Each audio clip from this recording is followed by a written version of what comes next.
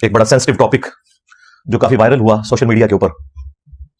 اگرچہ میرا کوئی ارادہ نہیں تھا کہ اسے ٹاپک بنایا جاتا، لیکن چونکہ اس کے ساتھ اتنے عقائد جڑ گئے اور ہر شخص نے آ کے، خواہ اس کا تعلق کسی مذہبی بیک گراؤنڈ سے ہو یا کسی لبرل بیک گراؤنڈ سے ہو، سب نے آ کے اپنا لٹ فرائی کیا ہے، اس میں اپنا حصہ ڈالا ہے. تو پھر میں نے ارادہ کیا کہ اس کو ہم ڈسکس کر لیتے ہیں. اور وہ ہمارے جو ممدوح ہیں مولانا طارق جمیل صاحب حافظہ اللہ تعالی، ان کے بیٹے کی ڈیتھ، جن کا نام عاصم جمیل تھا رحمہ اللہ تعالی، اللہ تعالیٰ ان کی مغفرت کرے، انہیں ان کے نیک کاموں کا اجر دے، برائیوں سے درگزر فرمائے، اور ان کے والد صاحب کو، طارق جمیل صاحب کو، ان کی والدہ کو، باقی رشتہ داروں کو اس صدمے کے اوپر صبر نصیب کرے اور اس صبر پر اجر عظیم عطا فرمائے. آمین. انا للہ و انا الیہ راجعون. اللہم اجرنی فی مصیبتی واخلف لی خیرا منہا. آمین. پچھلے سنڈے کو یہ خبر شام کے وقت کہیں وائرل ہوئی. اس وقت تک ہمارا یہ پبلک سیشن تو آپ کو پتہ ہے مکمل ہو چکا تھا. مجھے یہ عشاء کے وقت پتہ چلا. ہمارے عثمان بھائی کے نمبر پہ ہمارے ایک دوست ہیں کرنل عرفان صاحب، جو ریٹائر ہو چکے ہیں، سینئر ہیں، انہوں نے کال کی اور مجھے عثمان بھائی نے کہا کہ جی یہ آپ فون سنیں. انہوں نے کہا جی کہ ان کا چونکہ بیک گراؤنڈ تبلیغی جماعت سے بھی رہا ہے، تو کہنے لگے کہ جی مولانا کے بیٹے کو کسی نے گولی مار دی ہے جی. میں نے ظاہر ہے انا للہ و انا الیہ راجعون یہی صحیح مسلم والی دعا پڑھی. اور پھر بعد میں جب سوشل میڈیا پہ اس کی ڈیٹیلز کو میں نے سرچ کیا تو ہر شخص اپنا ہی ورژن دے رہا تھا. کوئی کہہ رہا تھا کہ یہ دہشت گردوں نے حملہ کیا ہے، کسی نے کہا کہ انہوں نے اپنے حالات سے تنگ آ کر خودکشی کر لی ہے، کسی نے کہا کہ حادثاتی موت ہے. خیر، صبح کے وقت جو مولانا طارق جمیل صاحب کے بڑے بیٹے ہیں یوسف جمیل حافظہ اللہ تعالی، انہوں نے ایک ویڈیو کلپ اپنا جاری کیا. وہ پھر مین میڈیا کے اوپر بھی مختلف ٹی وی چینلز نے دکھایا. اس میں انہوں نے کہا کہ میرے جو چھوٹے بھائی ہیں انہوں نے خودکشی کی ہے کیونکہ ان کا ذہنی توازن کا ایشو تھا. وہ دوسرے والا ایشو نہیں، ڈپریشن والا ایشو. یعنی یہ پاگل تو نہیں تھے لیکن ڈپریشن کے مریض تھے، اور وہ بتا رہے تھے کہ پچھلے کافی عرصے سے انہیں ہم الیکٹرک شاکس بھی دے رہے تھے. تو وہ اسی تکلیف کے اندر انہوں نے اپنے آپ کو گولی مار کے خودکشی کر لی ہے. چیپٹر کلوز ہو گیا، میڈیا نے بھی بتا دیا. پھر ایک دن کے بعد طارق جمیل صاحب کے جو چھوٹے بھائی ہیں، ڈاکٹر ہیں، یعنی اس بچے کے چچا، ان کا اردو پوائنٹ کے اوپر انٹرویو آیا اور انہوں نے ایک اور بات کر دی. انہوں نے کہا کہ نہیں، اس نے خودکشی نہیں کی ہے بلکہ یہ حادثاتی موت ہے. وہ پسٹل سے کھیل رہا تھا اور اسی دوران چیمبر میں گولی موجود تھی جو چل گئی اور اس کی وجہ سے وہ شہید ہو گیا. میں بھی ویسے سوچ رہا تھا کہ آج تک خودکشی کے جتنے بھی واقعات رپورٹ ہوئے ہیں اس میں ہمیشہ جو بھی خودکشی کرتا ہے نا پسٹل کے ذریعے، وہ کن پٹی پہ رکھ کے کرتا ہے، کیونکہ اس بندے نے انشور کرنا ہوتا ہے کہ میں اب زندگی سے جان چھڑاؤں. میں نے اس طرح کا کوئی کیس اپنی زندگی میں نہیں دیکھا کہ کوئی شخص جو ہے وہ سینے میں گولی مار کے خودکشی کرے، کیونکہ اس میں چانس ہوتا ہے کہ بندہ بچ سکتا ہے. تو یہ چیز مجھے یعنی ایک تنگ کر رہی تھی. تو مجھے لگا کہ ان کے چچا صحیح بات کر رہے ہیں کہ یہ حادثاتی طور پہ سارا مسئلہ ہوا ہے. لیکن دوسری طرف اس کے اپنے بڑے بھائی نے اسٹیٹمنٹ دی اور ویڈیو میں آ کے کہ جی خودکشی کی ہے. تو اس کی وجہ سے پھر آپ کو پتا ہے سوشل میڈیا کے اوپر ایک طوفان بدتمیزی برپا ہو گیا. ہر شخص نے اپنی سوچ کے مطابق حصہ ڈالا اس میں. میں نے مولانا طارق جمیل صاحب کو کال تو نہیں کی اس وقت، مجھے پتا تھا کہ وہ غم کی کیفیت میں ہے.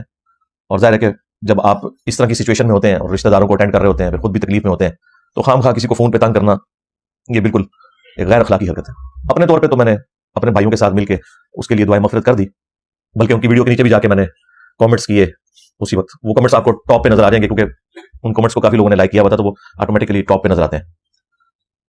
2 یا 3 دن کے بعد پھر میں نے مولانا طارق جمیل صاحب کو عشاء کی نماز کے بعد کال کی، لیکن انہوں نے کال نہیں اٹھائی. میری عادت ہے کہ جب میں کسی کو کال کروں تو بس ایک ہی کال کرتا ہوں، اگر وہ اٹھا لے تو ٹھیک، نہیں تو اس کی مرضی. این ممکن ہے کہ بندہ مصروف ہو، وہ خود پھر کال کر لیتا ہے جو بھی جس کے ساتھ واسطہ پڑتا ہے. خیر، تقریباً 1 گھنٹے کے بعد مجھے طارق جمیل صاحب کی کال آئی تو میں نے ان سے پھر تعزیت کی. انا للہ و انا الیہ راجعون. اللہم اجرنی فی مصیبتی واخلف لی خیرا منہا. یہ دعا پڑھی اور جو بھی ایک روایتی انداز میں ہوتا ہے سارا معاملہ کیا. اور میں نے مولانا سے 3 سوال کیے. میں نے کہا کہ یہ مختلف ورژن آ رہے ہیں، مجھے آپ 3 باتوں کے جواب دیں. پہلی بات یہ بتائیں کہ یہ آپ کے بیٹے نے خودکشی کی ہے یا حادثاتی موت ہے. تو انہوں نے کہا یہ خودکشی والی بات بالکل جھوٹ ہے اور یہ مجھے تکلیف دے رہے ہیں، یہ حادثاتی موت تھی. اور بعد میں ان کی ویڈیو بھی آ گئی جس میں انہوں نے کہا کہ مجھے تکلیف نہ دیں، وہ جو قرآن خوانی کے موقع کے اوپر ان کی ویڈیو آئی. تو پھر میں نے دوسری بات کی جو جینون تھی. میں نے کہا اگر یہی بات ہے تو آپ کے تو اپنے بیٹے نے ویڈیو جاری کر دی تھی اسی رات، تو وہ اس نے ویڈیو کو جاری کی تھی اگر اسے اس بات کا نہیں پتا تھا. تو کہنے لگے وہ یوسف تو یہاں پہ ہے بھی نہیں تھا، وہ دوسرے سٹی میں گیا ہوا تھا. چونکہ وہ ایک پینک پھیل گیا تو اسے جو انیشل رپورٹ ملی اس نے اس کے مطابق فوراً ویڈیو بنا دی. تو وہ ویڈیو اس کی غلطی ہے، ویڈیو بنانا اس کو فوراً بنانی پڑی، اس میں مس ہینڈلنگ ہوگی کیونکہ واقعے پہ تو نہ وہ موجود تھا نہ میں موجود تھا. وہ تو اس کا ایک کزن ہی تھا عارفین، جو ان کے چچا کا بیٹا ہے، طارق جمیل صاحب کے چھوٹے بھائی کا بیٹا جو ڈاکٹر ہے. تو وہ پاس موجود تھا اور ایگزیکٹلی اس وقت وہ پاس موجود تھا، اس کی طرف دیکھ نہیں رہا تھا لیکن اسی پریمیسز میں موجود تھا. اس نے بعد میں اردو پوائنٹ کے اوپر اپنا انٹرویو بھی ریکارڈ کروایا. تو کہتے ہیں کہ یہ بات جو ہے نا وہ اس سے مس ہینڈلنگ ہوئی ہے. پھر میں نے تیسری بات ان سے پوچھی کہ اگر آپ کو یہ پتا تھا کہ وہ ڈپریشن کا مریض ہے اور یہ سب کچھ ہے اور آپ کے سارے قریبی لوگوں کو پتا ہے, تو اس چیز کا تو کوئی تک نہیں بنتا کہ اگر اس نے پسٹل مانگی ہے تو وہ آپ کا گارڈ یا جو بھی تھا وہ اسے پسٹل پکڑا دیتا, جبکہ پتا ہے کہ وہ اس طرح کی کوئی ایکٹیویٹی کر بھی سکتا ہے. کہتے ہیں آپ کی بات بالکل ٹھیک ہے, لیکن یہ کوئی پہلی دفعہ نہیں ہوا, اس سے پہلے بھی وہ خالی پسٹلوں سے دیتے ہیں تو وہ کھیلتا رہتا ہے, کیونکہ سارے اس کو ذرا ایک اسپیشل پروٹوکول, اسپیشل چائلڈ ہونے کی وجہ سے کرتے تھے. ویسے تو عمر اس کی آلموسٹ کوئی 36-37 کے قریب تھی, لیکن وہ بچپن سے ہی ایک خاص ذہنی مرض میں مبتلا تھا, لکھنا پڑھنا اس نے نہیں سیکھا.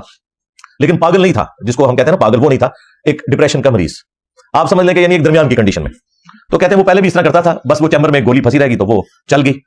تو میں نے کہا مجھے بھی یہی لگتا ہے, اس کی وجہ یہ ہے کہ اگر اس نے یہ خودکشی کی ہوتی نا تو وہ کنپٹی میں رکھ کے خودکشی کرتا.